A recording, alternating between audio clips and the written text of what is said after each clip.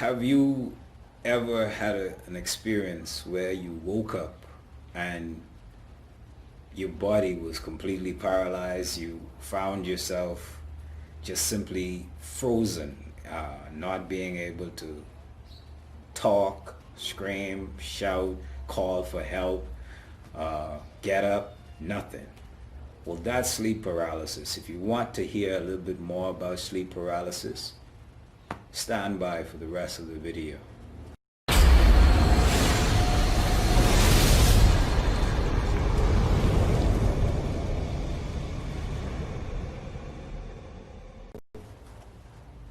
Many persons throughout the world experience sleep paralysis, and they have come to a place where they have difficulties understanding what is going on. And the truth of the matter is, sleep paralysis is not just an occurrence whereby the body is frozen and you can't move.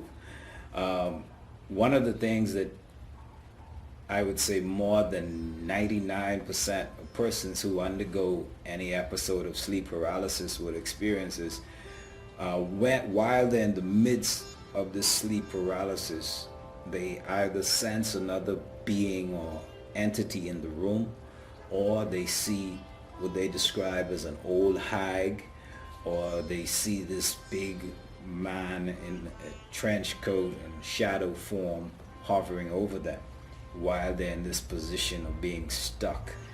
Well, this phenomenon has come to be called sleep paralysis. In the country where I'm from, in sleep paralysis, sometimes when the person wakes up, they would see one of these entities around them. In our culture, we say that is being hag, because in a lot of instances, these persons would see these creatures either pressing down on their chest or on their body, or sitting on their chest. And one may ask, what do you do when this happens, or how do you deal with this when this happens?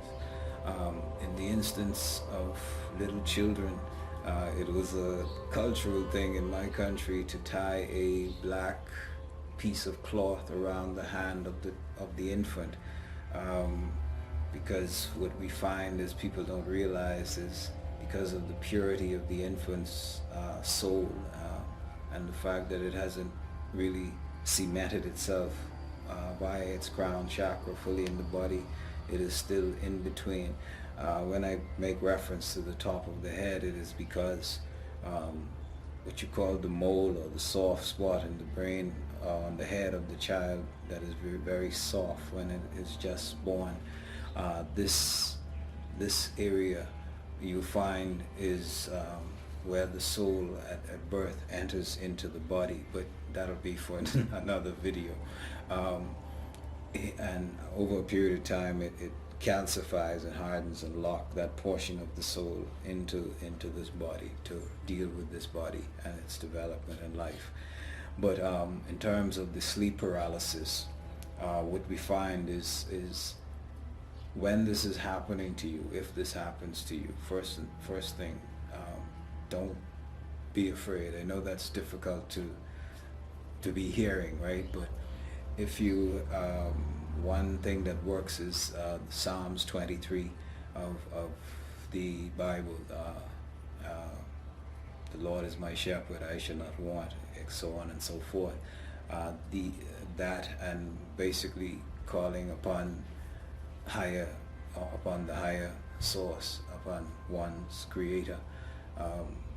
In the midst of it, one must remember that all is mental. So in the midst of the situation taking place, you can still operate within the confines of your shell, within the confines of this body.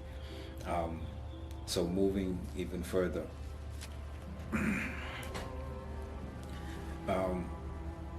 if this is something that continues to happen to you, I would tell you to basically seek higher consultations with experts in the area, because it may stem from other areas as well. It could stem from generational curses. It could stem from things that was done by other individuals to affect you and your being and your persona, that would affect your auric field to that degree. But that is another level of conversation. So basically that is the introduction and the basis of sleep paralysis. This is your man of business, Doc, saying thank you for signing in, and thank you for taking the time to listen to what I have to say. If you like what I have to say and you want to hear further stuff, please subscribe and hit the like button down below. I greatly appreciate that. So until next time we talk, I want you to have a good day and I want you to be blessed.